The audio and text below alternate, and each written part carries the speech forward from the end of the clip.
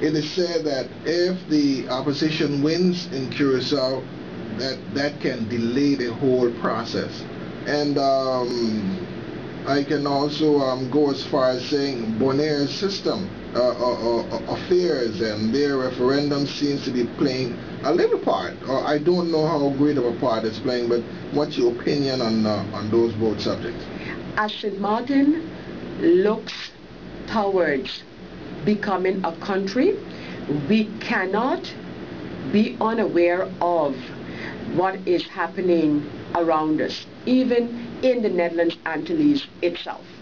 And some of the things that are happening in the Netherlands Antilles as we continue with this process are, for example, the fact that as far as the Best Islands are concerned, that process is continuing. So already the Dutch government has taken up and continues to take up its responsibilities for these islands and making decisions with respect to these islands. So we need to be aware of the decisions that are being taken. These decisions by the Dutch government for those 3 islands are taking place in the area of taxation.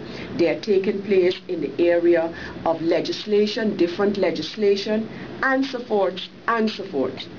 Especially as far as it pertains to Saba and St. Eustatius, St. Martin should be well aware of the changes that are taking place in our 2 sister islands. We should remain not only aware, even alert of these changes, because they can have an effect on St. Martin and the way that we would like to do things on St. Martin. That's one part.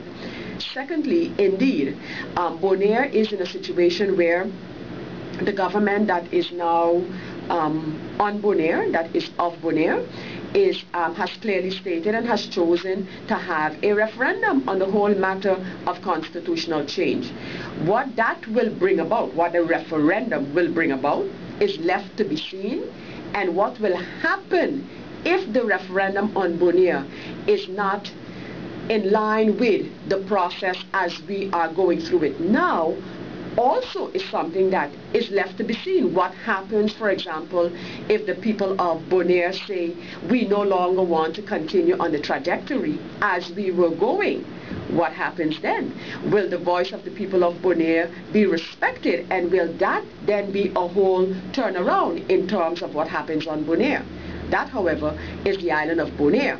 And thirdly, the other matter that you mentioned is that clearly on Curacao, there are 2 camps, and one of those camps is definitely not in favor of the process the way it has been taking place on Curacao up until now. And the $1 million question would be if, because the political parties that are of that opinion have grouped together and they are running a combined list. If that list on Curacao wins a majority, what does this mean for the entire process? In my opinion, St. Martin has to do what it, and in particular the Democratic Party, has been doing all along. When it comes down to the nitty-gritty, for us on St. Martin, it should be about St. Martin.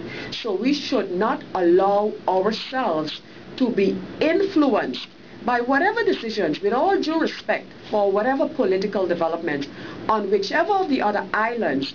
This should not hinder St. Martin in our quest.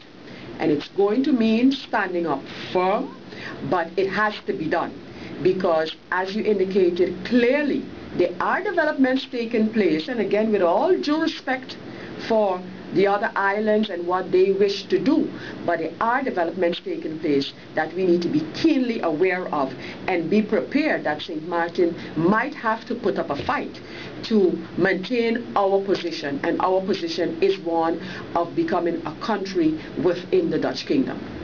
So then, as Senator, you would be seeing to the fact that that what has to come to St. Martin will come. That's what you're actually saying. In fact, that is another part of the